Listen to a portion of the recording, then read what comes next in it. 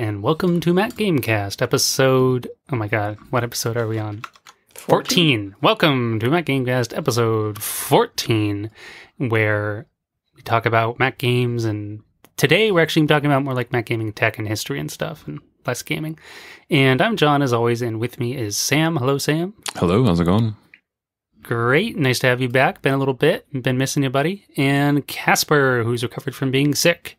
Yes, it's been a rough little time there being sic, but I'm glad to also be back. Missed you. Not to say I don't love having Ted on, but you know, more the merrier. He's been my teammate the last few podcasts.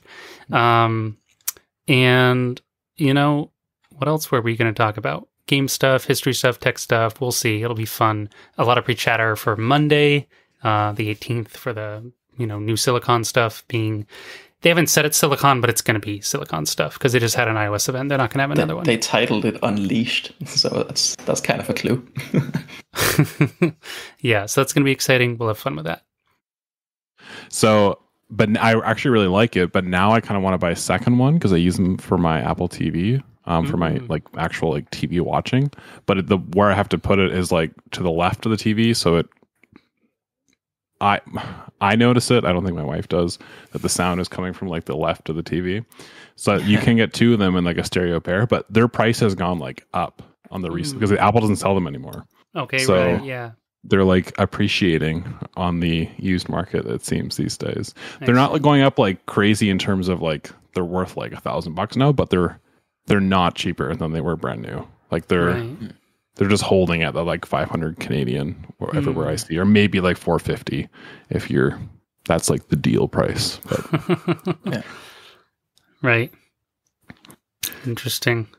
Yeah, I've found some wicked deals on board games lately, because I've been getting into it. I bought a bunch of stuff. I sold a bunch of stuff. Actually, that's a whole pile of zombie side behind me. Space version, basically, hordes of aliens and space soldiers, and you shoot them up and complete objectives. Pretty fun, but that's only half of it. I got a bundle, I think, worth $450 for 200. And it was not even new; it was brand new. And I saw it, I'm like, holy crap! Is this guy insane? Why? How could he be selling it this low? It was on eBay. He did have the shipping incredibly high. It was $60. So I just contacted him and said, hey, I'll buy this, but could I use my own shipping? Because I can do it for $15 or $20.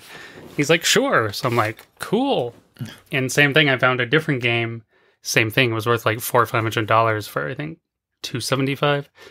So the fun thing lately I've been doing with board games and digital games is I can play them and then resell them, which I've done for a few. And in some cases, of course, you'll lose some money, but you get some money back, so that's still cool. In the case of these two I just mentioned, I'll actually profit, even selling them used, which is hilarious. So it's nice. I'm investing now, but I can just play them and then sell them and either break even or make money. It's works for me. I mean, even if you make just a small loss, if you divide it out with how much fun you can have. Exactly. How many hours, matter. Yeah. And in some cases, I don't know, there was a game I bought for $50 and I must have played it for 80 hours or something. And then I sold it for 35, 40. It's 35, I think. It's that's pretty darn good. Yeah. Yeah. It'd be, obviously it makes sense. You can't do that digitally. I guess people used to sell stuff, but then serial keys were an issue because they were already used. But that's not true, because I remember reusing my Warcraft 3 serial number dozens of times, installing it in different computers and places and whatever. So I guess at a certain point they started instituting online serial checks, and then that would be an issue. Mm-hmm. Yeah. Yeah, they started getting a little too crazy with the DRM. I remember because I switched computers a lot. I forget what game it was, but it only had I think 3 or 5 activations. Right. And over a 2-year period. It's not that I had gotten 5 new computers, but I had reinstalled my OS 5 times. Right.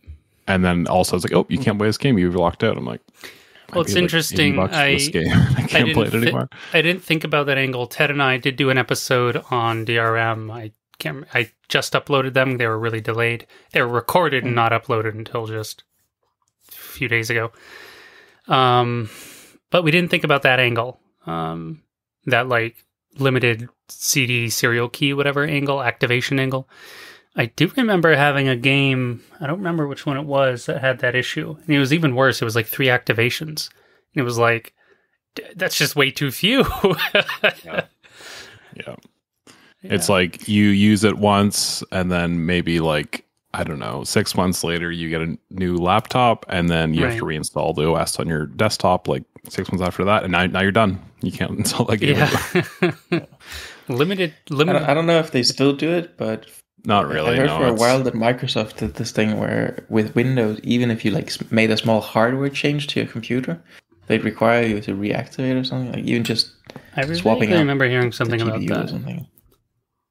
Microsoft, I think, has gotten, at least on the consumer side, like my previous job was in IT, so we gave Microsoft an insane amount of money on the business side of things, but they don't care as much, it seems, anymore.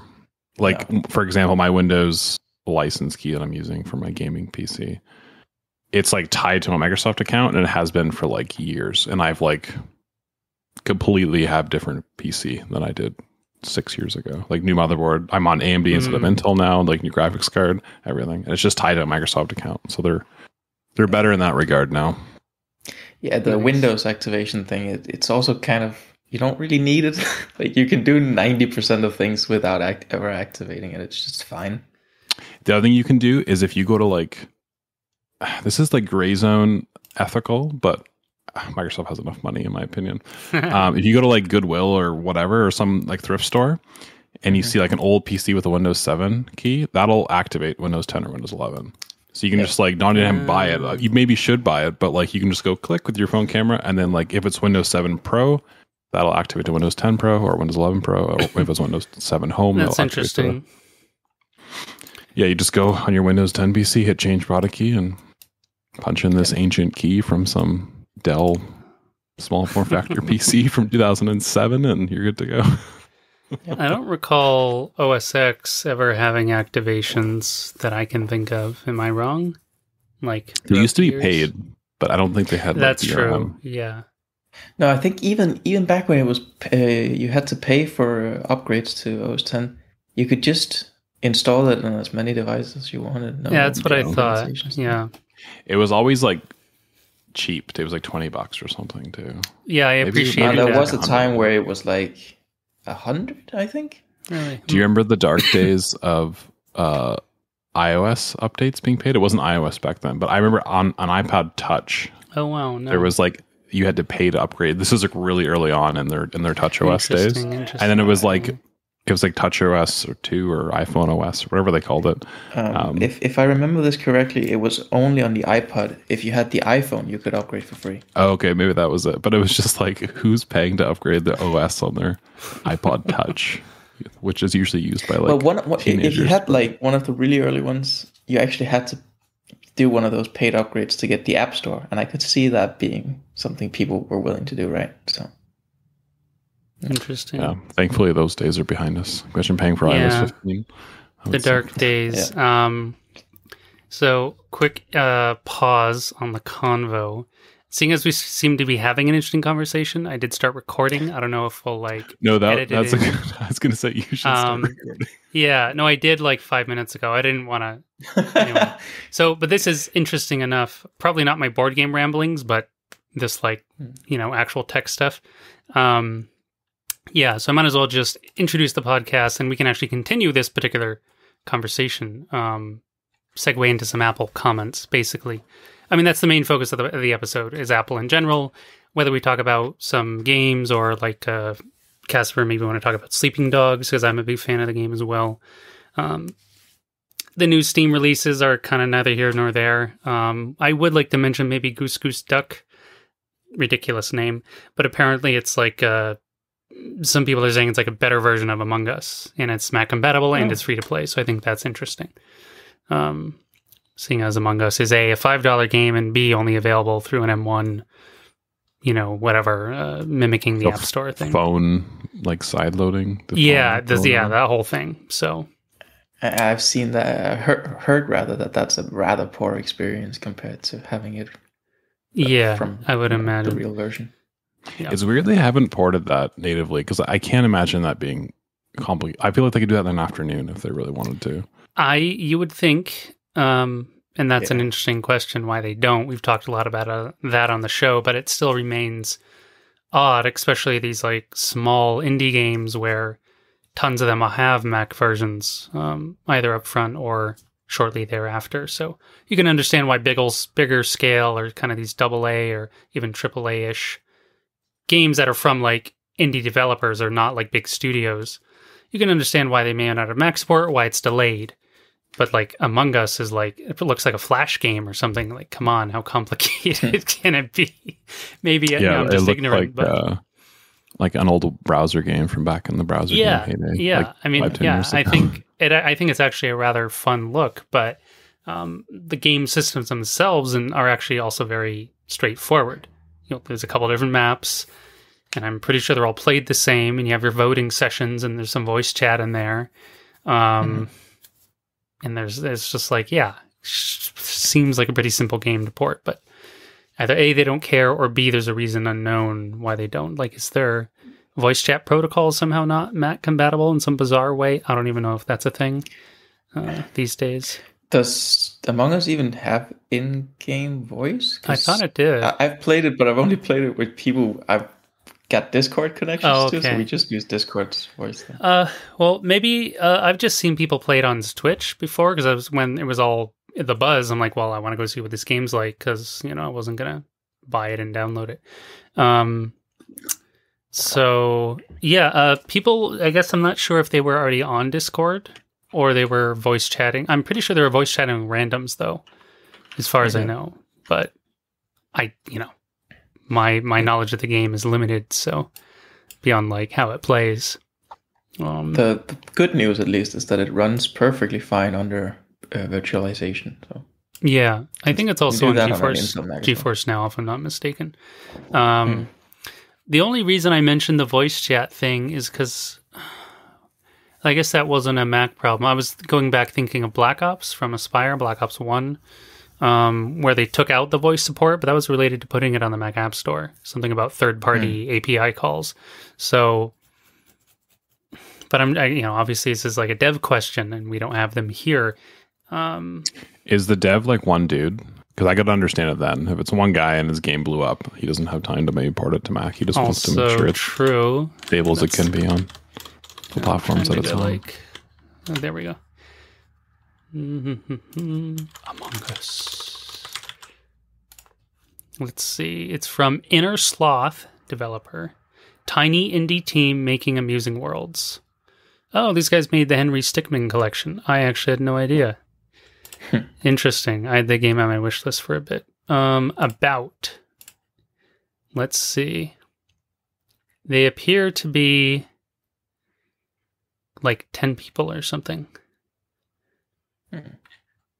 Marcus, Forrest, Amy, Victoria, Gary, Adriel, Torrin, Sean. I mean, there's like 10 names on this About Us page. We're a small indie studio, mainly based out of Washington, USA, created in 2015. Good for them. That must be so sweet to have a game blow up like this when you're when you're that small of a team, because they must all be like able to retire now. Hopefully they don't. Probably. But let me see. 1, 2, must be awesome to have a game 5, blow up 6, that big. 7, 8, 9, 10, 11. There's 12 people here on the page. And this is actually a pretty fun website.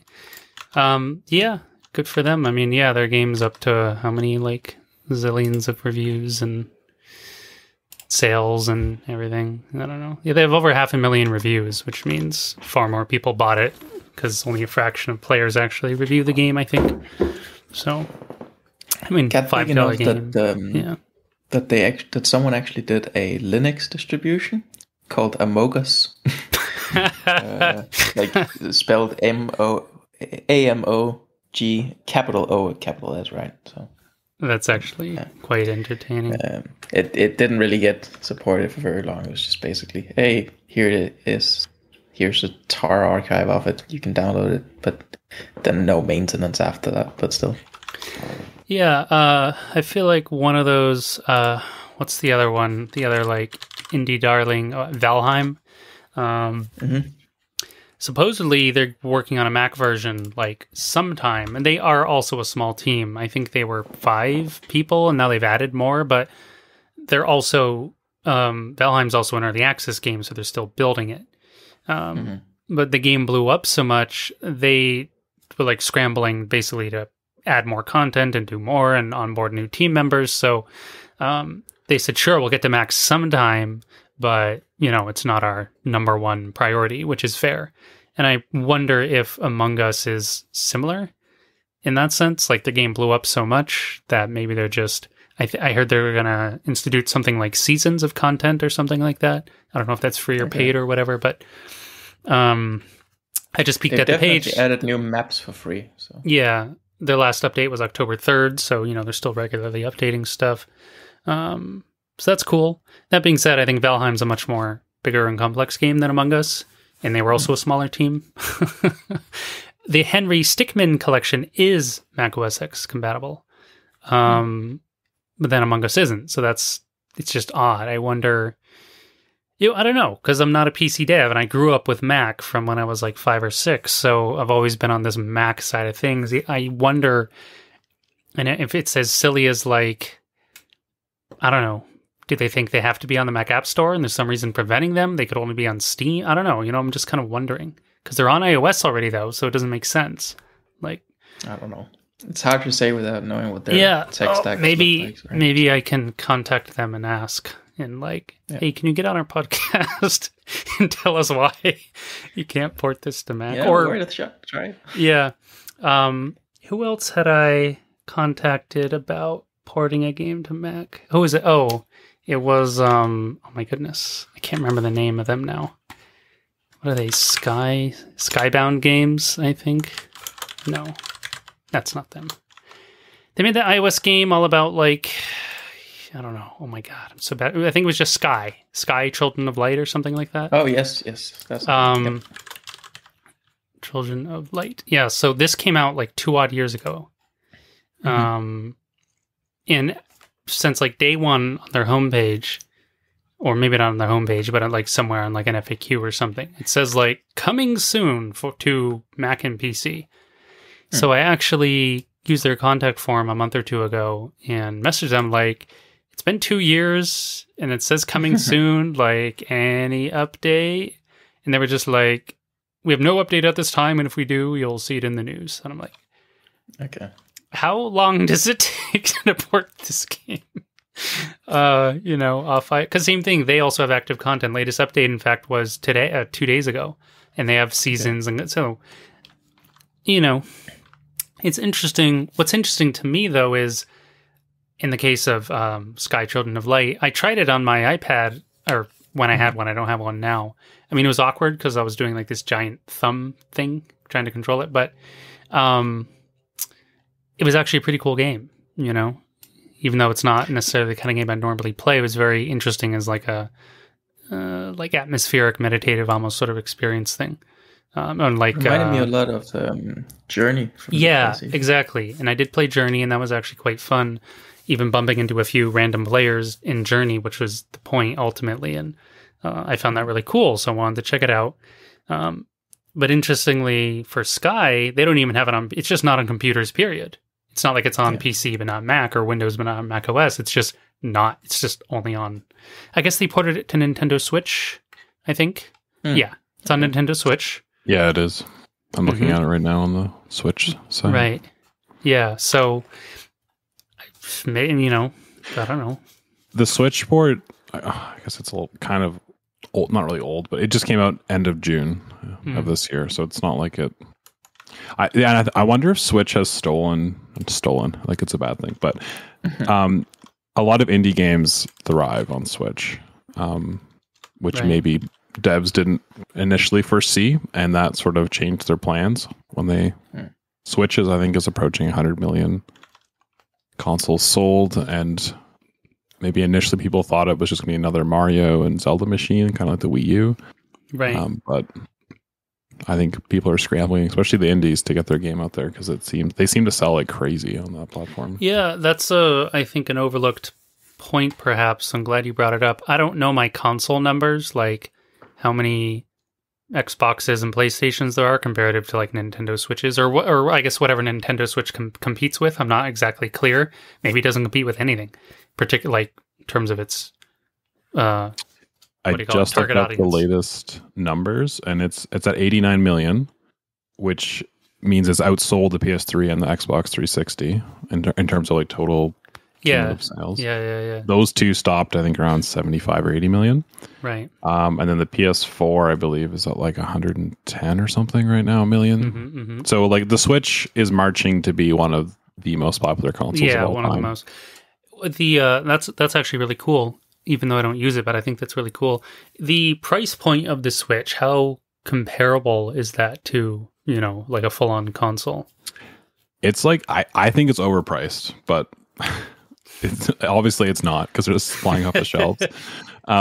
Like a Switch, I believe, is the same price as an Xbox Series S, which is like, I know they're like, you can't really, one's handheld and one's, but like the Series S is like, you can play everything. You can play like Cyberpunk or the latest Assassin's Creed, whatever you want on that. You can't do that on the Switch. Right. Obviously, you have portability of the Switch, which you're paying for that to some extent. Yeah. But like you're getting a portable device with like a 5-year-old phone chip for like 300-ish American. Yeah, that's it's that much, huh? Crazy. I remember when was I at PAX East? 2018, I guess. Must have been, unless it was it might have been early 2019. And they had some Switches there somewhere, and I don't know, there was like some zombie shooter game on it or something. I remember like, okay, that looks interesting. I'll try it, because there was just some empty machines. I found the controls awkward, but I'm not a console guy. I'm a mouse and keyboard guy, so that wasn't intuitive to me. But I recall, because, I've heard like, Witcher 3 is on Switch, right? And like Doom Eternal, and I don't know what other games. I guess Divinity Original Sin 2, I think they ported or something. All this stuff, Hades, all kinds of games that are great. But to me, I found, and I'm curious, like, what's the, I guess, graphical limit of the Switch? I'm not clear. The game I remember demoing, some zombie game, was like, frankly, not that good looking. Witcher 3, that one you can, it's a pretty good example of like, because it's a nice headline, like Witcher 3 is running on the Switch, and everybody thinks of Witcher 3. Well, Witcher 3 is a really nice looking game on PC and like console. It looks awful on the Switch. It's running at like an obscenely low resolution with like horrible frame rate, and like it's bad enough that like I should say I haven't personally played it, but I own a Switch and I wanted to buy it, and after watching a couple different reviews, they were just like, if you really want to play Witcher and you don't have any other platform, sure, but like buy it anywhere other than the Switch if you can. Sure. So it's and like the draw distance is like 0, right? Like that, no, that's what surprised me. The scale, like when I heard back whenever they ported it, I don't know exactly what year that was, but I was like, how?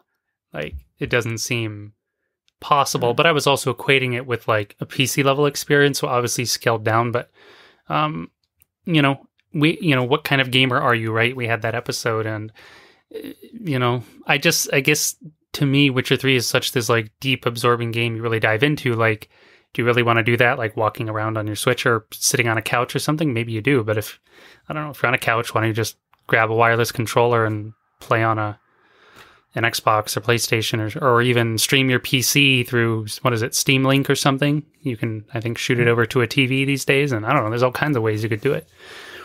To me, like, but again, this is just me, I'm biased. To me, like a Switch, like Hades to me is like a perfect Switch game in my mind, like my perception of it. Like, quick, snappy, fun, has some depth, but it's not like Witcher 3 level complexity or anything like that. The controls are well made for it in terms of like the way the characters move and you fight and everything. To me, I can be, like absolutely perfect, like kind of game for this. So I find that interesting, but 80, what did you say? 89 million people. So, that's as of, August. So it's probably approaching 100 right by now. Interesting. And you mentioned, Switch and stealing or something like that earlier. You said it was the wrong word, but it made me think of like Feral and Aspire and some of these other, I don't know who else, but they've been keep porting games to Switch. I get like I'm on their newsletters and whatever, and ding, you know, I'm like, oh, cool, new announcement from Feral. And I'm like, oh, it's like Total War Rome on Switch or something. And I'm just like, I'm glad they're expanding their business. Good for them. Brings them more money. I don't begrudge anyone earning more money for their business or themselves, of course. But I have to wonder, like, how much dev time is, like, quote unquote, diverted or stolen. Again, quote unquote, stolen, like, from Mac dev and just being put into, like, Switch or iOS or something from someone like Feral. Do they have a separate team? Is it the same people? I have no idea at this point. You know, I haven't been close with, like, the ongoings of Feral in quite a while. So, several years ago, really. So, not sure. But that's the only stuff I see them working on. I do also wonder with something like Feral, though, how much of their time is, you know, spent on pure development effort versus how much is spent on getting licenses or contacting other businesses to try and, you know, even get to develop something in the first place. Right. Yeah. If they already have the license to do Rome, right, then if they don't have anything else to work on right now from other clients, then might as well just port that to other platforms. That's actually a really good point, and that's an interesting question. I only ever thought of the licensing in terms of, like, PC, Mac, whatever, or Mac in their case. I wonder if, like, contracts they've done, you know, also includes, like, oh, we can also port this to whatever, Switch, iOS, blah, blah, blah. Or if their contracts already didn't include it, it wouldn't be hard to go with them because they're very close with Creative Assembly and whatever. Clearly, I think they ported literally every single Total War, like, since forever, almost every single one, and stuff like that. So, and what they're big on the racing. I was just thinking that earlier today, actually, while I was doing some work, like the clusters of genres Feral's really into. It's like real-time strategy, Total War stuff, lots of racing with, like, grid and dirt and stuff like that. F1. I think it was Codemasters they had a good relationship with. Although EA just bought Codemasters, so we'll see if that actually continues. Oh, really? I didn't catch that in the news. Interesting. I think it was like maybe 6 months ago now or something. But okay. I think the interesting tidbit about EA buying them is that, like, EA kind of owns racing now. Like, there is other studios that make racing games, but, like, all the big ones, I think I'll double check, but I believe they're all, like, under EA now. Like all the Need for Speeds and Need for Speed, even like F1 and like Dirt and Grid. Do they still make Grid games? Yeah, Grid and Dirt were both. I know that I'm pretty sure there's, like, some arcadey ones like Burnout and I forget what they're called. A couple I've seen. Is Burnout not EA? I thought Burnout was EA. I'm not sure. I just, like, it was back in the day. Right. It was Criterion. I don't know if I'm saying that right. I think that was a studio. It wasn't Codemasters, but speaking of, didn't they port one of the Need for Speeds back when Transgaming with Cider was making a splash, and it was even at, I think, a Macworld or something. I'm pretty sure there was a Need for Speed in there. This would have been like 10, 15 years ago. I think it was around 2010 or something, 2011. There was a Need for Speed game that ran on a Mac back then, but that was not a traditional Need for Speed. There might have been one as well, which might be what you're thinking of. But there was one called Need for Speed World, which was sort of like a Need for Speed MMO kind of thing. It was weird, but that had a Mac version. Interesting. I just looked it up, and end of 2020, December 2020, EA bought Codemasters for $1.2 billion, which means Need for Speed, F1, Grid, Project Cars, and Dirt are all under the same roof. I mean, which is a lot of I happen to play a lot of games owned by EA, though I generally don't necessarily like them a whole lot. I don't know necessarily who does. But I think that's mostly because I was following a lot of... doesn't EA also... who owns BioWare now? Yeah. That's what I thought. Yeah.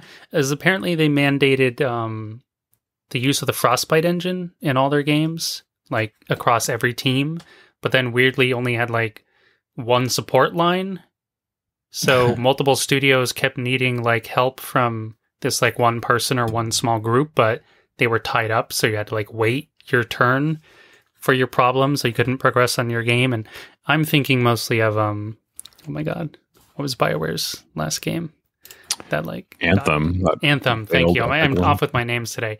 I got big into Anthem. I thought it was really fun, but BioWare's had a rough patch. They had Anthem. Yeah, they are. That it was Mass Effect Andromeda. Yes, they need some redemption with what they're working on. New Dragon Age, and I think another Mass Effect game of some kind. Yeah, but there was so many interviews and like, what do you call it? Leaked confessions and notes and whatever. And apparently this was a real sticking point in the development, was forcing everyone to use the engine, which they weren't familiar with. They were familiar with Unreal or Unity or whatever. I think Unreal Engine. And then apparently that was less of an issue, but there was literally only like one support line.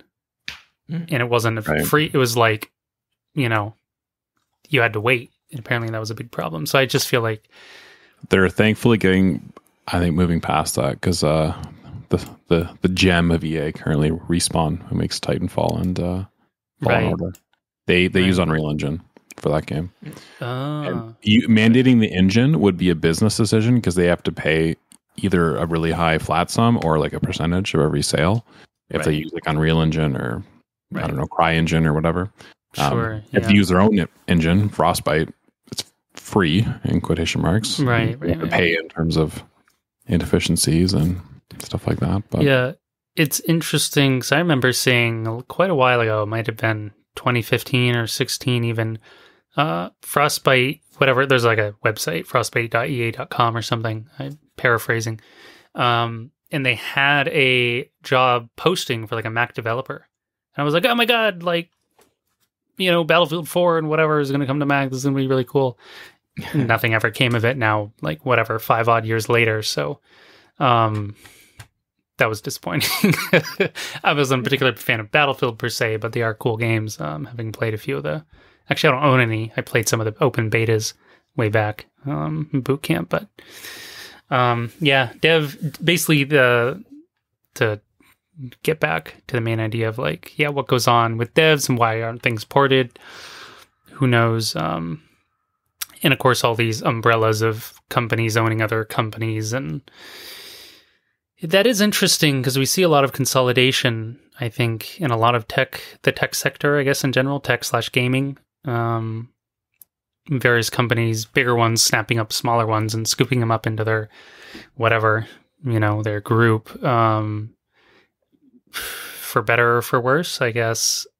Apple's bought a lot of smaller companies and tech and stuff over time for all kinds of things. I mean, they bought Beats, for example, right? Didn't they? Like, that was a smaller one. Yeah. I can't remember. I just remember as like OS X developed and the iOS and everything developed, and the hardware they kept buying up. Samples. Shazam was a purchase, the music detection thing. One of their more recent ones. Apple doesn't buy, I guess, compared to a lot of other people, that many companies. Like their most recent big purchase for them, it's like pennies. Was they bought Dark Sky, the weather app, and that is now the new like. That's why the iOS 15 weather app is way nicer.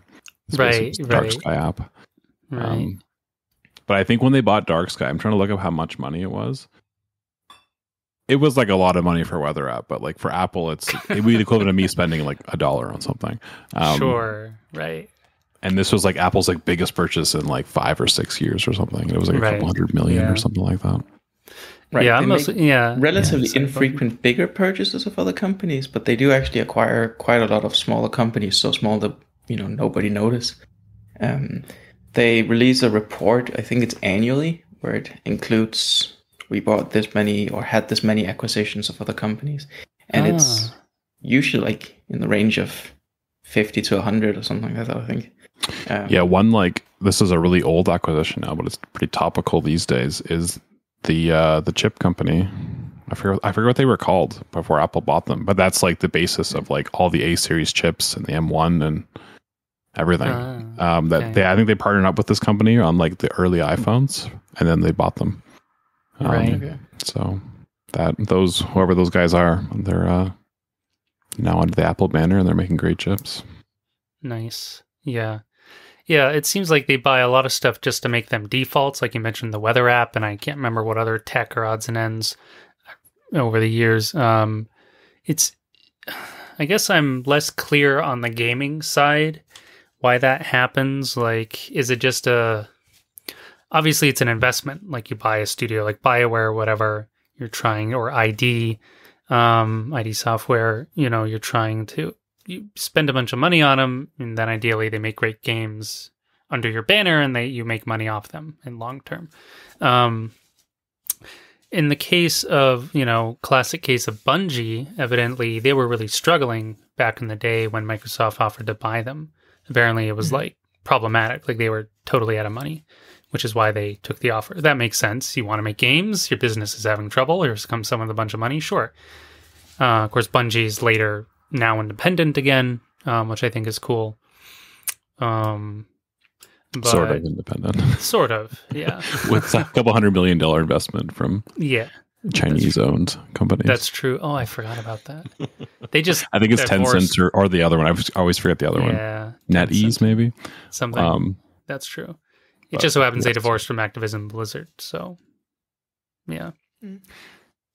To me, and Bungie's expanding. Like, I don't want to derail, but Bungie's they're opening up new studios and stuff, and they're continuing Destiny, but they're also like making, we don't know what it is yet, but some sort of new IP. Some sort of new IP, yeah. No, I put a lot of time into Destiny on GeForce Now mostly, and some in Boot Camp maybe, I can't remember. With a buddy of mine, we got into it way back in like 2018 or something, because there was a free version and then like a discount on one of the expansion. Anyway. It really reminded me a lot of the old Halo, And of course, I used to play all the Bungie games growing up, all the Myths and Oni and all that good stuff. Of course, it always made me sad. Like, come on, guys, couldn't you put out a Mac version of your game at this point? But, like, can they or won't they? I don't even know. Same problem we were just talking about on the dev side. Like, the game looks pretty good, but I'm pretty sure it scales as well. And you don't load into giant open worlds. There's a lot of instancing and like level loading. So it seems like on the before, anyway, I don't know. I'm just running my mouth, but it's like, I feel like it's a game that could run on Macs, at least reasonable ones, but maybe that's like the huge, we've talked about it before, so I don't want to go on about it too long.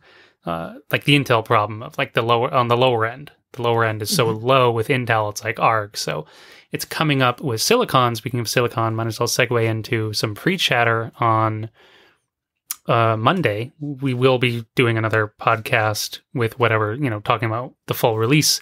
Full release meaning what we fully know come Monday, the 18th. So Casper, what are your, thoughts, hopes, plans, whatever, based on any new computers they release?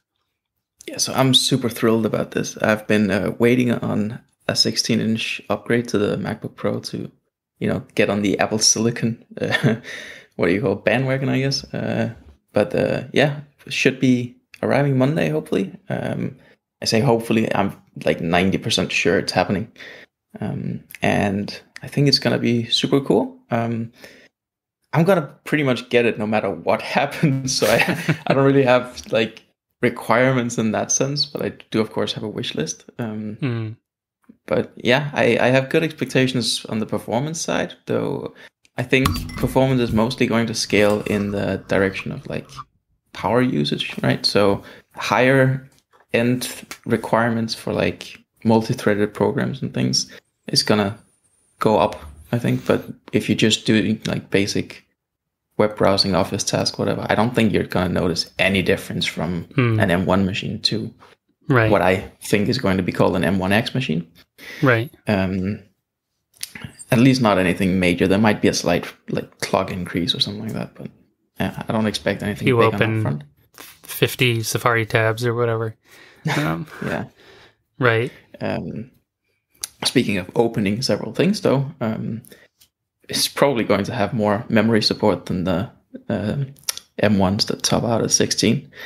I kind of expect it to start at 16 and go to either 32 or 64.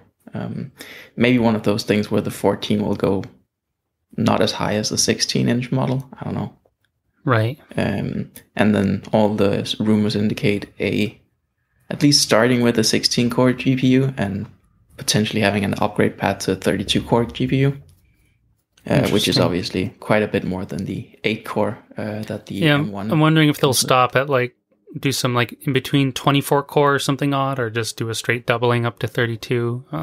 Yeah, it seems like quite the jump from 16 to 32 in one big jump there. And one would think that there might be opportunities for like binning out CPU or GPUs that have faulty cores, but I don't know. All the rumors that just point to those two configurations, and there have been some leaked part numbers that also only reference 2 parts. So I don't know. Mm-hmm. Interesting. But it would make sense to have a middle tier in there where you could spend less but still get an upgrade from the 16 core. But I don't know. As it stands, I'm just expecting 2 configurations there. You mentioned a 16-inch. Is the rumors they're axing the 15 or just adding a 16? I don't remember. Do you know? The 15 already doesn't exist. It's just right. 16. Sorry. On yeah. That's true. So I haven't bought a bigger laptop in a long time. Yeah. Only been on a 13. There are, however, rumors of a 15-inch MacBook/MacBook Air, whatever you want to call it. Some, not a pro level machine, but right. Yeah. either midway, just a MacBook or a MacBook Air, whatever. But that's not for this one. That's in the future sometime. Sure. Maybe. It's not a hard, definitive, likely rumor yet. Just entry, starting up rumor thing. Yeah. No, How do you categorize rumors like that? Yeah. In Apple's own words, it would take till the end of 2022 to like fully release their basically like fleet of silicon products. So it's coming. It's just a matter of like how much do we see of it tomorrow, basically. How much do they? Sure, but this one wouldn't even be like an upgrade to an existing model. I'm thinking of the 15-inch thing would just be a brand new thing. So that's not even within that time frame. Interesting. Sam, what do you? Another thing on the 16/14-inch models that is kind of up in the air, maybe not situation that I'm hoping for, but again, I'm gonna get one no matter what. Is a mini LED display. Basically you'd get the benefits of the XDR panels like on the 12.9-inch iPad Pro and the big display, the Pro Display XDR. Right, yeah. In a smaller laptop form. So that would be cool, but we'll see. Interesting. So that's sort of where that's at. Also, more ports again. I say more, at least more different ports, right? Possibly in one fewer of the USB-C ports, Thunderbolt ports, going from 4 down to 3. But then, you get an HDMI port, you get, I forget what all the other ones were, but more different ports again. MagSafe coming back, but probably in addition to charging via USB-C as well. And SD card reader again, at least. Right. Yeah, makes sense. Might be more I'm forgetting, but... Yeah. That sounds pretty solid, though. Sam, what are you feeling about the possibility of Monday? Yeah, I'm pretty excited for Monday. I'm probably buying one day one. I'm not sure which one exactly, but I'm excited for. I'm excited to see what they do on on the low end, and by low end I just mean like the top end machine is going to be really nice. I'm not going to buy it. It's going to be out of my price range, but. Like, for example, we have a 13-inch M1 MacBook Pro. Right. Are they going to have a 13-inch and a 14-inch MacBook Pro? That would seem not, no. Those are Apple too close. doesn't seem to usually do that, very... So will they be axing the 13-inch Pro tomorrow? And, we'll just have a 13-inch Air? Or will the 13-inch Pro remain as, this, budget Pro, and then the 14 is, the real Pro? And I don't know. It'll be interesting to see what they do. I think that's the case. That we'll have the 13-inch with the M1, and then the Intel 13-inch is going to go away. And instead of that, we'll have the M1X 14-inch. That's my prediction. Potentially, but I also wonder if they'll release instead of M1X, it'll be like an M2 because we are a year out. Like on the iOS side, we're at the A15. Last year was the A14. Maybe they have like an M2 in the base models and an M2X or something in the higher end models. With the M2 not really being much better than the M1. It's just a little like the A15 on the iPhone side, it's like 10% faster single thread and like 20% multi-thread. Like pretty minimal. No one's going to notice that difference. But what it is significantly better in is power consumption. and battery life and stuff like that. So right. maybe the low end gets a little tiny spec bump, but what I would care more to see in the low end is them iron out some of those annoyances that currently exist with M1, like only having one external display. That's the only reason I don't own one currently, is because I need 2 external displays. So not necessarily making it a more powerful, faster, more amazing machine at their $1,000 entry level price, but making it just like the Intel MacBook Pro that's cheaper, or maybe it's not cheaper, I don't know. But the base 13-inch Intel can have like 4 displays. The M1 can have 1.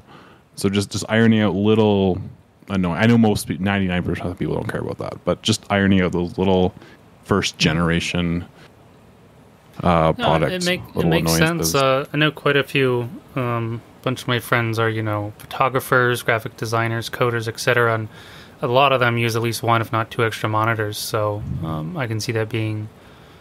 I understand it's not like the default. The average user isn't using 2 extra monitors or whatever, but for a lot of professionals or certain users or whatever, it is necessary. So I can see that being a big deal for a certain group of customers, clientele, basically. Yeah, for Apple.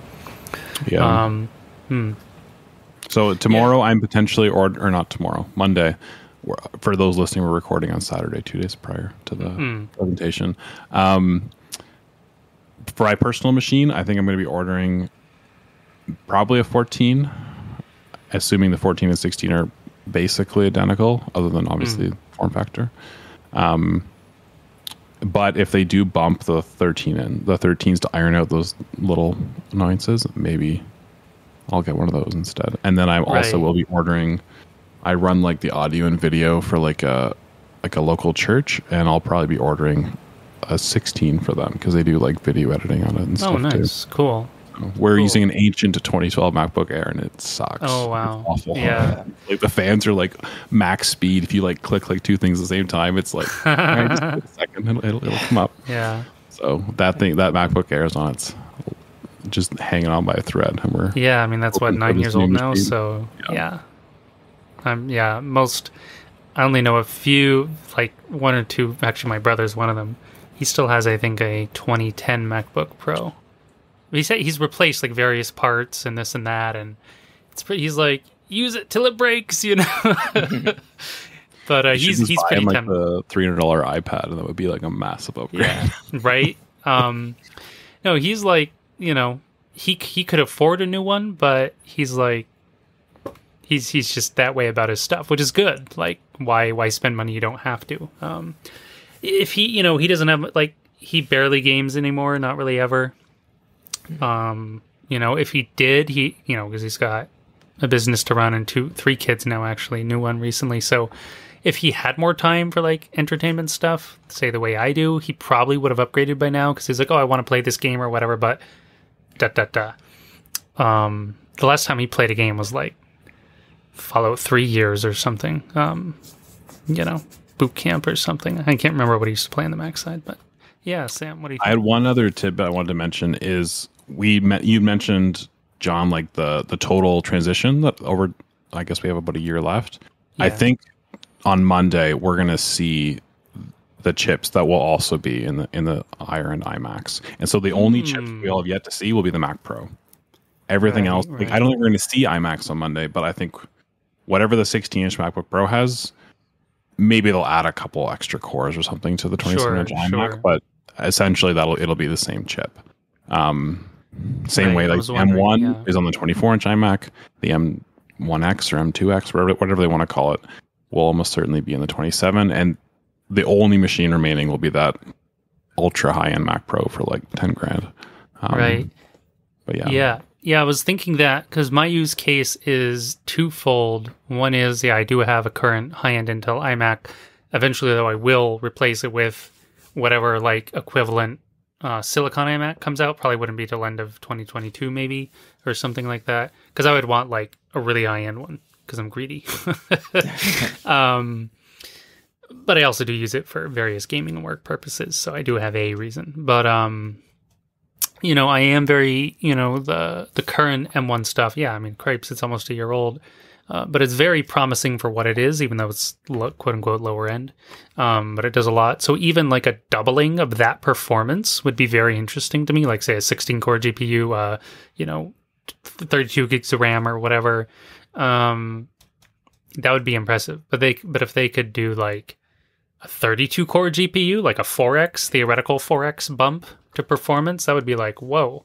That would be like really interesting. So I don't actually need a gaming laptop. Honestly, I need one more for like work and study. But I was just talking to Sam before you hopped on, Casper. I'm going to be doing a little more commuting these days, like maybe more regularly on the weekends or something like that, at least for one day. But then for like friend and family stuff, but then sometimes they're busy or not around and I have this dead space of like hours to fill. And of course I can randomly do this or that, but like I want to maximize my time, not just randomly do stuff. So one use case would, I want to do some like coding, study, writing, whatever, but also some gaming sometimes. So before in the past, I've typically just bought a low-end laptop, like cheap, super entry level, whatever it is. And I'm playing like FTL on there, like, pixelated indie games or whatever, because they just run great and simpler to play typically, blah, blah, blah. Sometimes I'm often just playing on like trackpad or whatever, so I'm not getting too crazy with the games. But I'm a little more interested now. I also have this convenient wireless trackball. Oops, I'm clicking around. I'm kind of curious. Well, for a couple of reasons. I just want to test the tech, basically, if they do release something higher end on Monday, like a 32 core, or like what Sam was just saying, it's it's most likely the basis for the iMacs, because eventually I want an iMac. So I'm curious to see like, if this is like the foundation of their, for their bigger machines or their higher end stuff, I want to check it out. But I can also I can do some YouTube material for it, podcast material for it, if I buy one. That being said, price is a thing. If it's like hideously expensive, I'll be like, we'll see. Maybe I'll go for like something mid range. I did have just one of the cheaper Silicon MacBook Airs, the 7-core GPU and everything. Ended up selling it to my brother earlier this year, so I don't have it. I have two older brothers, not the one with the 10-year-old laptop, a different one.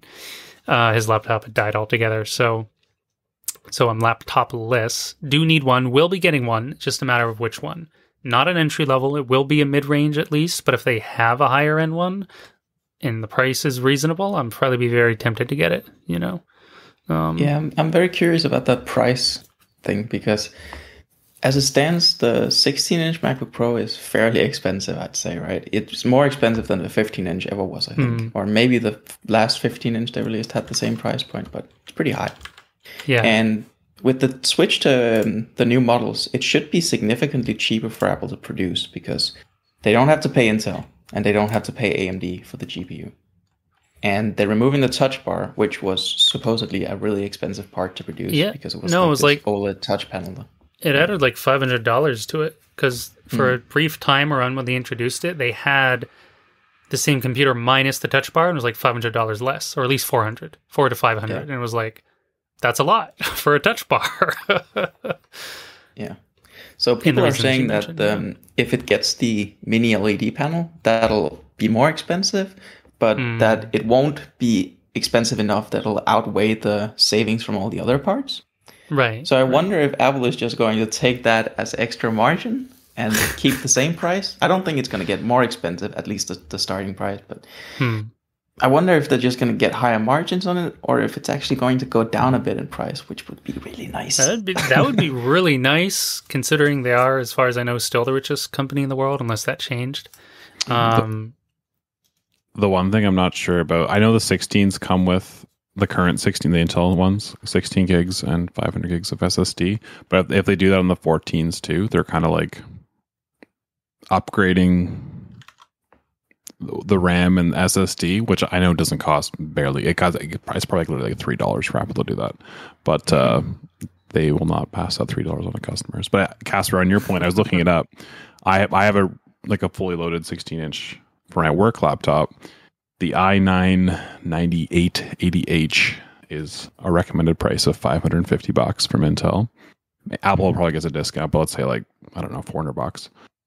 And then there's obviously the Radeon chip, which is not going to be cheap. So you're looking at maybe close to $1,000 just for those two components at cost for Apple. And their cost on this new chip is going to be just the cost of manufacturing from TSMC. Plus obviously R&D, but like sure, the per chip cost is very, very low. Maybe like, I don't know, $100 I would assume. Right. So theoretically there's $500+ of margin that they have to play around with, but right. We'll see if they actually pass it on to the consumer. That would be really, that would be super cool of them. I mean, one of the main critiques of Apple from basically non-Apple people or even Apple people is that love your stuff, but damn, it's expensive. Or of course, if you're a non-Apple person, maybe you don't care or hate them or whatever. But, that's like one of the main critical points is like the price for what you're getting.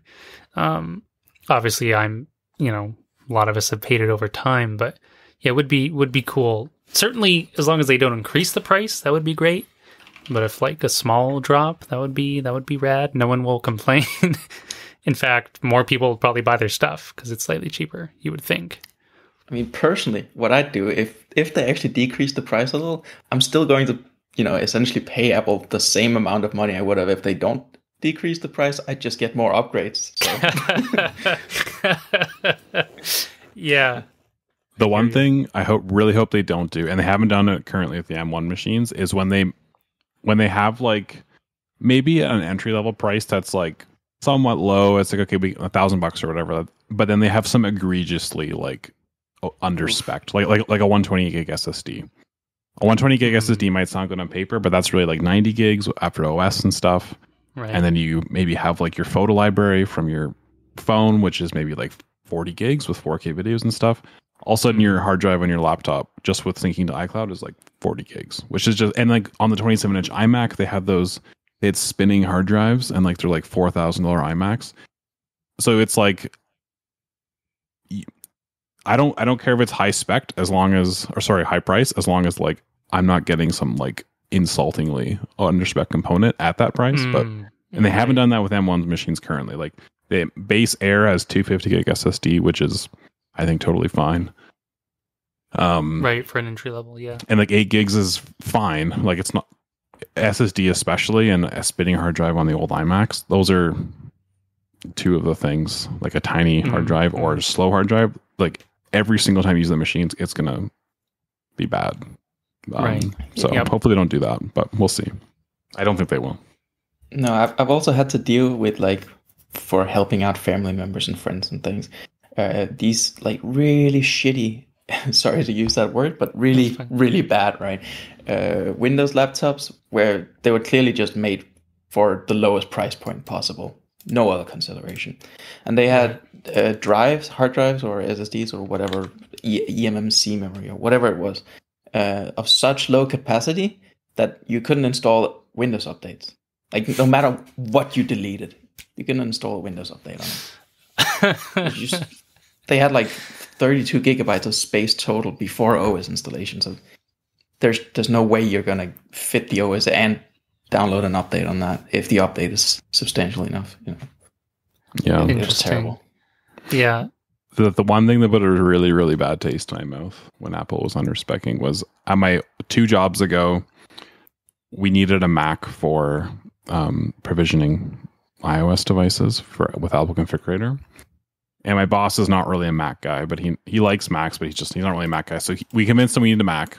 I wish he would have like asked us which one we need, but he just went on there and he says, okay, I ordered a 27-inch iMac. It was like $3,000. It's going to be great.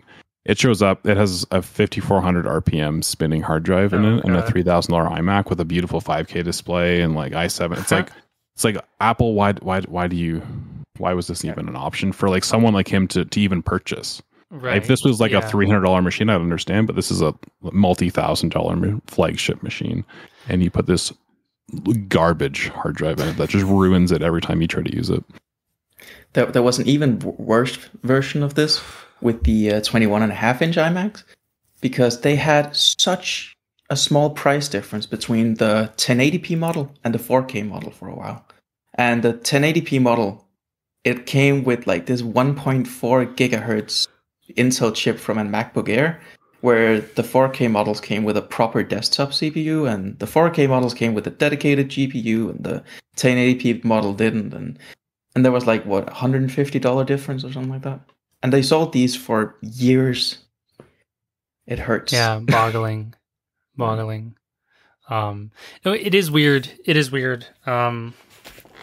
Especially when around that, especially the hard drive thing, I feel Sam's pain, because I used to have to deal with that a lot before the SSDs, or even when they introduced them, I didn't get one because I just didn't have the budget at the time. Like, I wanted one, but I didn't want to get like a 256 one. It wasn't big enough for me. I needed more room. And I wasn't going to do some weird thing of like spinny hard drive, external drive with like small SSD. I just didn't want to deal with it. It was like, whatever, I'll do it next time. I think I did manage to get a 7200 RPM at least, which helped. Although I think it like crashed on me and died in a year or two, but that's neither here nor there. But I remember that being odd. Same thing, the price thing and seeing the SSDs being there. And it's like, couldn't you just default it in your very expensive, like $3,000, whatever machines, $3 to $5,000. Like, I don't know. It's like having a really fancy car or whatever fancy thing you can think of. And like, it has some low end component in it just because. And it's like, why?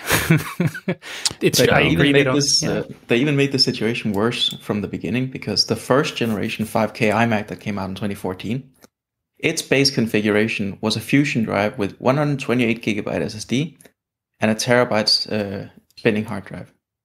The next iteration of the Fusion drive only had a 24 gigabyte SSD at the 1 terabyte configuration, and you had to get the 2 or 3 terabyte to get 128 gigabyte SSD with it.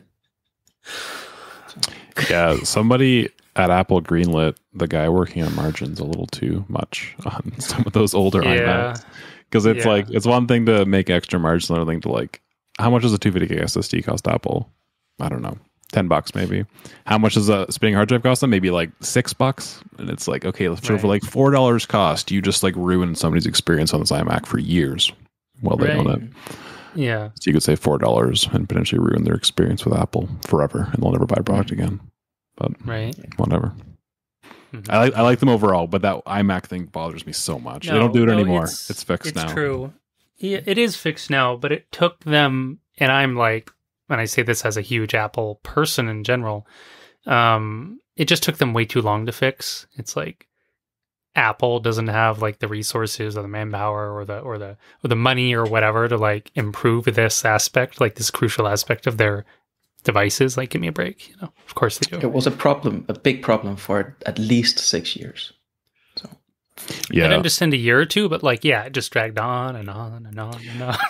I think the most egregious part of it too is like, someone like us, we know that. We know what we're specking out when we order a Mac, so it's like we understand that, like, okay, we're mildly annoyed by it, but it's like, okay, well, I'll pay the extra $100. Right. Yeah. But like, you have like, I don't know, your parents, your grandparents, they just want an iMac. They go on the website, they don't know what an SSD is. They see 1 terabyte and they think that's good, and they order a machine with a spinning hard drive.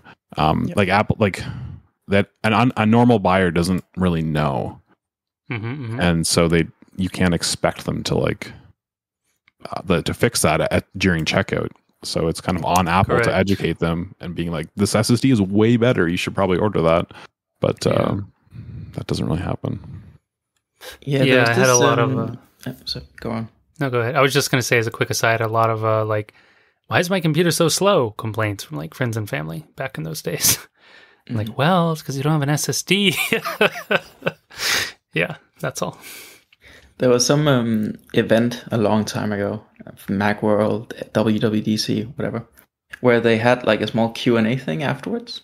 And Steve Jobs was asked if they were ever going to push the price point down to a point where Apple wasn't considered so expensive or a luxury brand or something like that.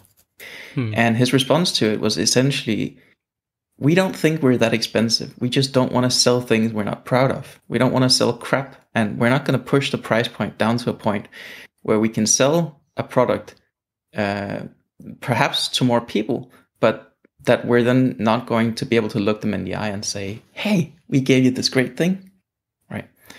And this is kind of doing exactly that, right? Selling a product that you could make something that you're proud of with a very minor difference, but instead you're taking off a small bit of extra margin just to give it a significantly worse user experience.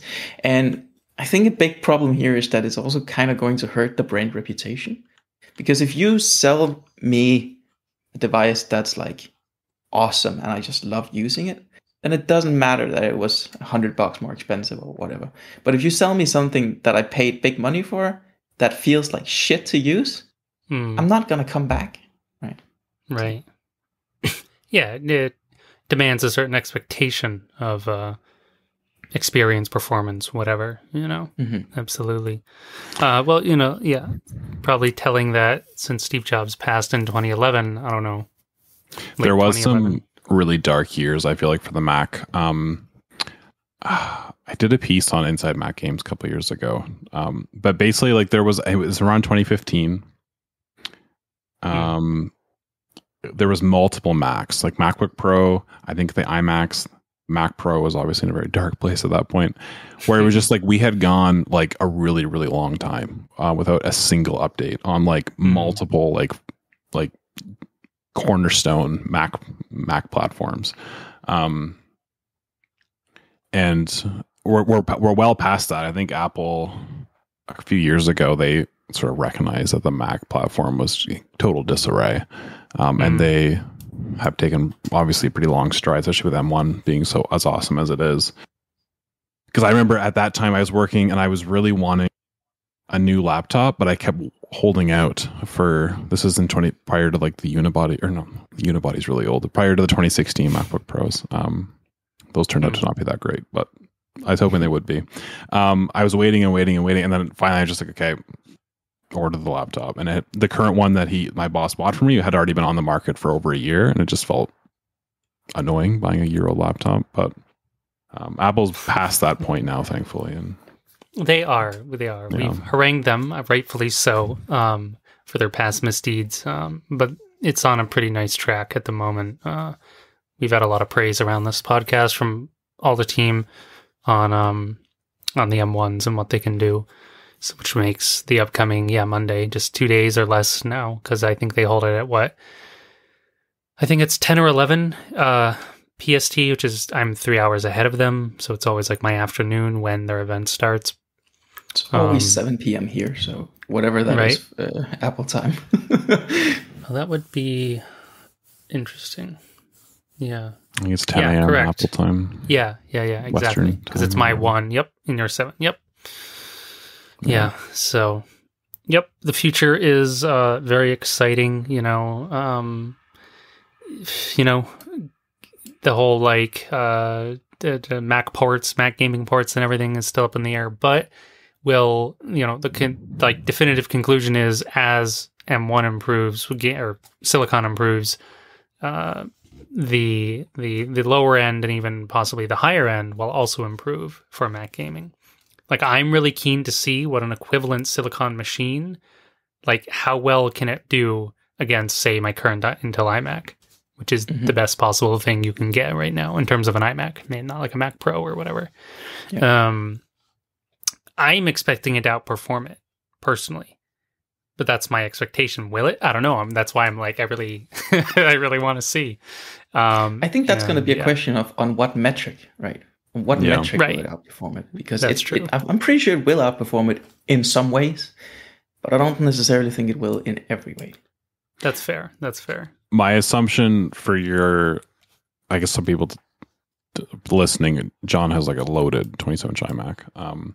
I think the M, whatever they call it, will be better at like day-to-day use. Like, I'm opening up the browser, I'm booting my machine, blah, blah, blah. But I think your iMac can really stretch its legs if it's given tasks that can utilize all the CPU cores, or especially that GPU. Like, I would doubt, I think you have a 5700, right? In your iMac? 5700 XT, yeah. I would highly doubt the GPU, and I think it'll be really good in whatever they have coming up. I don't think it's going to be better than 5700, because that's like a pretty high-end card. So it is. It's a 16 gig card as well. So if you had a task that can use the graphics card to its fullest, right. I would assume your iMac would still pull ahead. That's true. Yeah, I think any CPU task at all, I actually think the M1X, whatever it's going to be, is going to outperform it. But yeah, on the GPU front, especially if it's a memory constraint, like a VRAM constraint task, right? Oof, that 5700 XT is not going to be beaten by a 16 or even 32 core GPU there. Yeah, the only thing I would expect to start approaching it is a 32 core whatever machine, with blah blah blah RAM and everything. Anything less, I wouldn't expect it. But so that's why I'm curious if there is a 32 core machine on Monday. I'm like, do I buy one just to test it out? But it's probably going to be pretty pricey.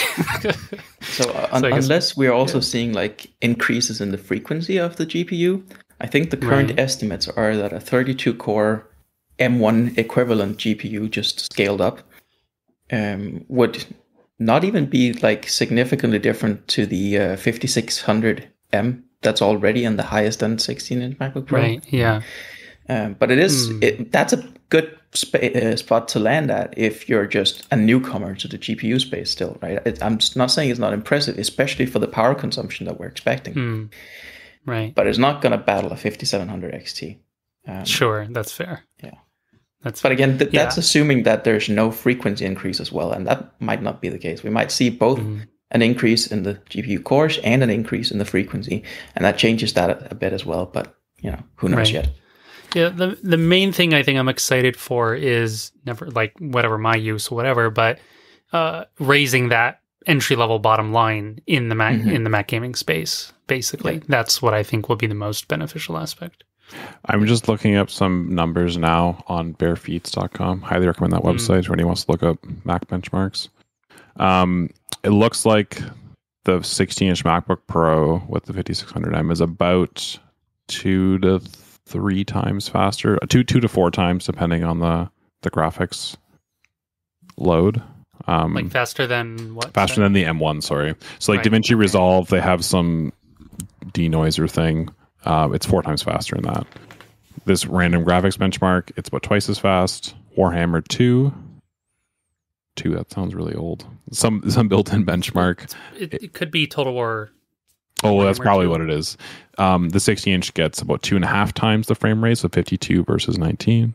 And then X-Plane, 70 FPS versus 40. So maybe, I think we'd be sort of, I think maybe a little better than the 5600, but not like significantly so. It would be like trading blows, probably beating it on average, but losing in some areas. But it's also going to be interesting how they're going to feed the GPU in terms of the memory bandwidth, because a lot of the time, a major problem with integrated GPUs on Intel and AMD is that they don't have enough memory bandwidth when they're just attached to the system memory to efficiently utilize the power that's actually in the GPU. So it's not even just that the GPU itself isn't powerful enough. It's that it can't, utilize the memory fast enough because it's just attached to system memory and doesn't have its own VRAM.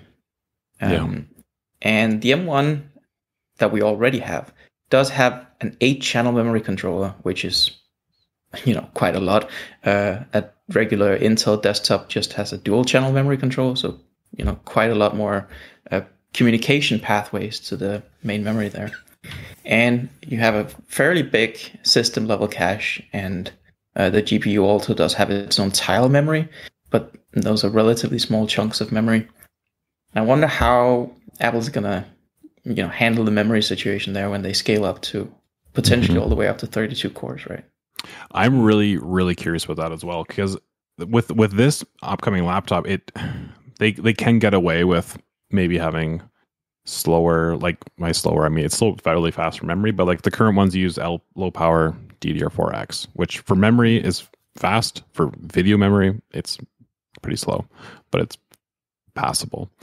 But like, so for this machine, the M1, or the laptops, that's like passable. But when you get into like a 27-inch iMac, where historically, like with the 5700 that John has, like they've really like flexed the graphics muscles in the 27-inch iMacs. And then especially the Mac Pro, I'm really curious to see if they'll get away from integrating the memory pool, and it'll have a separate pool maybe of DDR6 or something like that. But that complicates the chip a lot, but that would fix the bandwidth issues. I don't know. Yeah, I'm really curious to see how, whenever the higher end iMacs / Mac Pros come out, can they make as good / better than what's available on the high end now of Intel? Obviously they would like to, but like, when will they, or whatever?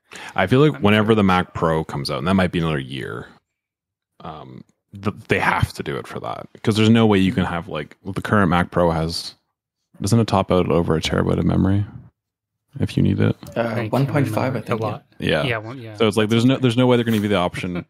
Let's say they go a third of that, 500 gigs. There's no way they're going to have a 500 gig like unified memory pool on a system on a chip. That's just like that's not possible. Or it's possible, but not in any like practical engineering cost perspective. So yeah, they'll have to do something for that. Just a so maybe memory chip dies there. You just have to destroy the whole chip. Yeah, they'll have a chip the size of like an entire motherboard.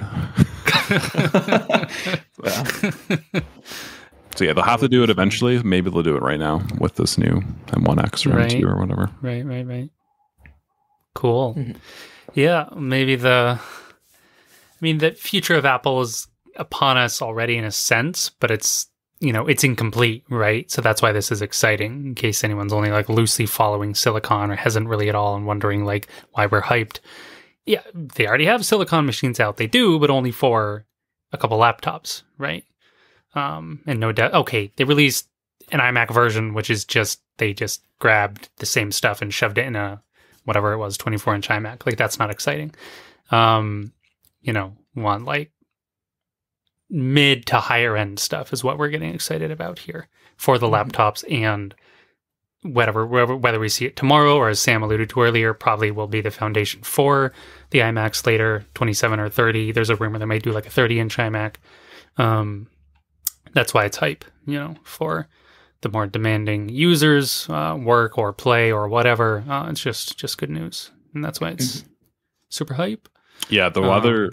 So sorry, I've talked about it a lot, but the last thing that really excites me about Monday is like whenever like we're seeing like essentially like the second version or generation or whatever of the Apple Silicon. And I know people might say, oh, it's existed for decades on iPhone, and it has, but this is like M1 was like really, really good, but it has those little annoyances, little first generation like teething problems. And on Monday we get to see sort of like I think the difference between Monday's product and the M1 will be way bigger than the difference between the M2 or 3, whatever they call it, like the 2022 one and the one that's released on Monday. Like tomorrow we're going to see the huge jump, and then not just in like raw power necessarily, but like functionality and stuff like that. And then everything down the road from that will just be iterative on what they're doing on Monday. I guess it's iterative on last year too, but sure. No, I know I feel what you're saying. I agree with that feeling. I have the same impression. We don't know for 100%, but like between rumors and our own whatever and history and our own thoughts and feelings on it does seem to be the case. I agree with that as well. Mm-hmm. Yeah. There's I just want to, just for completeness sake, point out that rumors also indicate that tomorrow, I say tomorrow too now, Monday, will also bring a Mac Mini with the M1X, M2X, whatever. Basically the same thing that's going to be in the 14 and 16, but in a Mac Mini, just higher end version of the M1 Mac Mini. Right. And also, there are rumors suggesting, and I don't think these are still sort of like beginning rumors, and I don't know how much to, read into it, but that suggests that when Apple is going to scale up, potentially even on the higher end iMac level, but especially on the Mac Pro level, that the strategy they're going to take is actually just stacking M1X, whatever name, chips together in sort of like a tile or core complex, if you think about like the AMD chiplets style of doing it. So instead of like developing a brand new core for a Mac Pro, they just take the M1X chip and maybe package 4 of them together on a single chip, and there you have it, an M1 set or whatever. Interesting. Would that have to be, I can't remember what it's called, not hyper-threaded, cross-threaded? I don't know, they have like, what they do now, they link like multiple GPUs together or whatever? Would it be something like that, or no? Something like Crossfire? Like or Crossfire, yeah. That's what I'm thinking. It's quite different on something with a CPU, because the communication would be significantly different, and they would want to make it communicate as a single chip, or at least a closely tied NUMA system, non-unified memory architecture, or something like that, access, like that. Sure.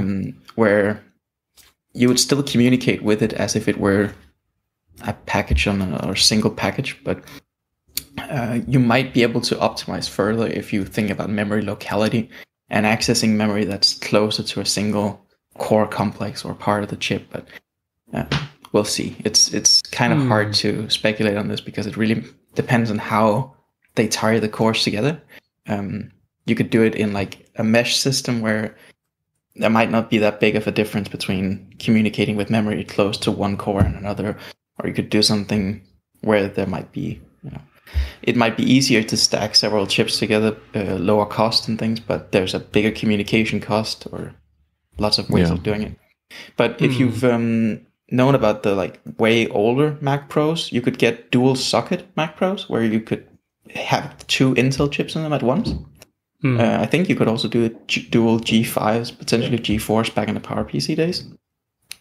It's going to be more akin to that, but on a single socket instead. I see. I do remember. I'm positive it was on the G5s. Yeah, I had a dual 2.0 G5 back in the day. Oh, nice. Cool. Rad. It's that tech's called Infinity Fabric for AMD, and like Intel, like they're regretting this now. They were like making fun of AMD for like they're like glued together CPUs back in the day, but now Intel's doing the same thing, because it just makes so much sense for chip manufacturing. Because creating like, let's say like for the new M whatever, let's say they want a 32 core CPU and a 32 core GPU. At your foundry, creating a chip that has 32 perfect cores, and assuming that's the maximum size that they're going with, and 32 perfect GPU cores, that's really hard to do. But having a chip that's maybe 2 like 16 core pairings, just like with whatever Apple would call their version of Infinity Fabric, you basically just get to like stack them, as Casper was saying. And if you have a faulty one, you just trim it down to 12 cores or 8 or whatever, and sell it in your lower end machine. And it lets you scale really, really quickly and really efficiently. Like interesting. In the IT world, it used to come from Intel's massive server chips, like their like 30 core server chips. They would always lag like years behind their consumer chips in terms of the architecture they were on. And the only reason for that is because it's really, really, really, really hard to make a massive monolithic CPU with like dozens of cores that all work perfectly, and they're like binned properly, and they have high frequency counts. That's really hard to do. And that's why like Skylake, for example, which is Intel's 6000 series, Skylake Xeon chips for servers didn't come out for like years after the consumer Skylakes came out. The consumer ones are 4 core. The Xeons are like 8, 16, I think up to like 28 core or something. So yeah, that approach makes a ton of sense, and it's cheaper and it's easier, and it's awesome. Interesting. Right. So as I was thinking, as you guys were talking, like, would this allow Apple basically to get it out quicker, like less development, quicker, more like cheaper? Quicker and cheaper. But at the one cost of this is that communication between cores could be a bit slower than doing a monolithic approach, but might be made up for by just having more cores at a cheaper price point, which is what AMD gave us when they started doing this, right? So, very interesting. Very interesting. Well, yeah, that's exciting. Maybe we'll maybe we'll see a speedier pipeline essentially for the new silicon stuff over the next year rather than like a year gap. I hope we aren't like waiting till October 2022 to like see more silicon stuff after tomorrow. Presumably it'll be quicker based on basically everything we've been talking about here. Sounds like it'll be, as Sam was saying, probably more iterative rather than like huge jumps. So time will tell. One fun thing is when Apple gave us that time limit where they said within 2 years we'll have moved the Mac platform to Apple Silicon.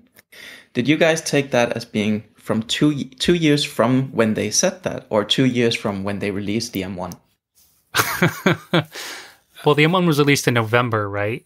Mm-hmm. And they said it at WWDC in June. I took it as 2 years from the first release, so like November 2022. Okay, I guess would be my end date. I think I did as well, but I mean, maybe at the time I took it like literally from June, but then later as like when they actually came out, I think I assumed it would probably be like end of 2022 or close to the end of 2022, most likely.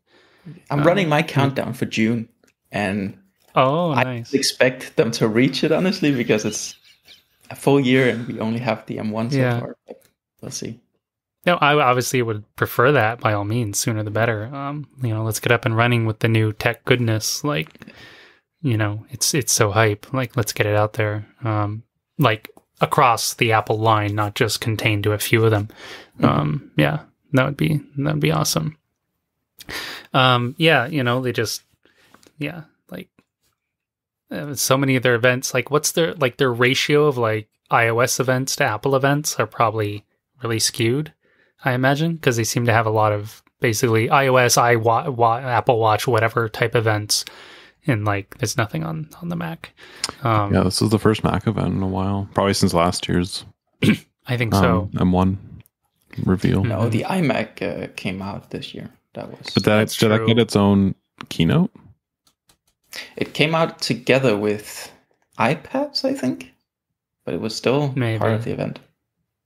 But it was like I said, they just took the same stuff and stuffed it in a 24-inch monitor. It was like it wasn't new tech on the Mac front per se, other than perhaps display technology. Right. Yeah. But it's still a drastically different user experience from a laptop or a Mac Mini, right? It is. I shouldn't hate on it too much. I'm just like grumble, because I want like an actual like quote unquote real iMac, not this like laptop poser, in my Compared opinion. to the 21.5 inch iMac, though, it's a big step up from that. Yeah, no, it's cool. You mentioned displays, and going back to the start of the podcast, you were talking about maybe not the start, the start of the conversation about silicon. You mentioned you were hoping for the, what was it? The mini OLED or LED mini displays? LED. Mini LED? Yeah. What's the particular, why is that exciting? Why do we want that? I'll just start out by saying that I don't necessarily think this is happening. I'd put it at a 50-50. But it's still an LCD panel, so it's not like an OLED, but it's an LCD panel with a lot of dimming zones, so you can control the brightness of the display more locally to specific parts of the display. So you can have some parts of the display that are super bright while others remain pitch black. Or not exactly pitch black because it's an LCD, but as darkish, you'd get a display. So the new iPad Pro is mini LED. It's the one that came out. 12.9 inch Pro. Sorry, yes, only the 12.9. But yeah, if you want to get all the sweet marketing, you can go watch Apple's videos on that. I remember seeing that in an article or whatever on a product page, but I didn't look into actually what it was. That's why I was asking. So I didn't know. I think it has a peak brightness of like 1600 nits or something like that, where and that's in HDR mode specifically. But a regular iMac like you and I have, John, I think the peak SDR brightness is like 600 nits or something like that. So it's like 1,000 nits more. Quite bright. Yeah. Well, of course, listeners won't see this, but I use these computer glasses and they're yellowed slightly. So it actually dims my brightness, which is nice because it cuts out blue glare and whatever. But there's times I actually find myself going like, have I dimmed the display? And I go and look and I'm like, no, it's on full brightness. I'm like, darn it. So I would actually like definitely not like majorly brighter, but like a little brighter capacity would be great. I would enjoy that. And the really cool thing about that is like brightness is good, especially if you're in like lots of windows and stuff. But the big reason why I think making a bright display isn't overly complicated, but making a mini LED one like that with like, I think the iPad has like 1,000 dimming zones or something. You can have like a 1600 nit, let's say the sun in the top right corner, and you're watching like, I don't know, a landscape. But then you can have like this dark like lake or whatever, like in the center. And the difference between the dark part of your scene, and the bright part is like massive. So you have this huge contrast ratio, which just looks really, really good. OLEDs obviously do that because they have like infinite contrast, because black is literally black. But OLEDs can't do that insane brightness. So like, let's say you have like a movie and there's like a big explosion and it's like blinding. It's like, well, with the 1600 nit screen, you can kind of like, it's more immersive because like the explosion can like sear your retina. So with 1600 nits. That's good. And it is a peak brightness. It's not like you can run the display at 1600 just passively. It would wear out the backlight pretty quick. I think it overheat everything, but it can peak to that during those HDR scenes. For the Pro Display XDR, don't they say that the peak is also the sustained? So, like specifically for the Pro Display XDR, they can actually sustain it indefinitely. Yeah, I think that's why you see all the cooling holes in the back. Exactly. But I think the iPad Pro 12.9 inch has, I think it's 1,000 passive. Exactly. That's yeah. Yeah, and that's but that's only still in HDR. If you have it, on a normal iOS screen that isn't displaying HDR content, it still tops out at 1600 nits. Nice. And that's just a software limitation. That's just, I presume, for battery reasons or something. Interesting.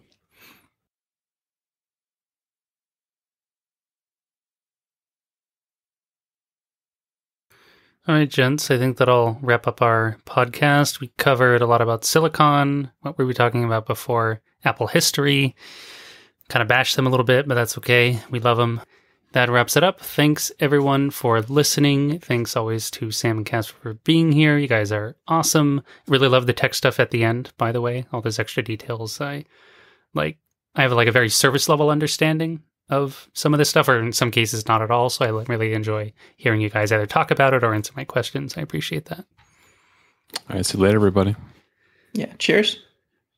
A big thank you to Kevin McLeod for the intro and outro music. Be sure to check out his library on the web.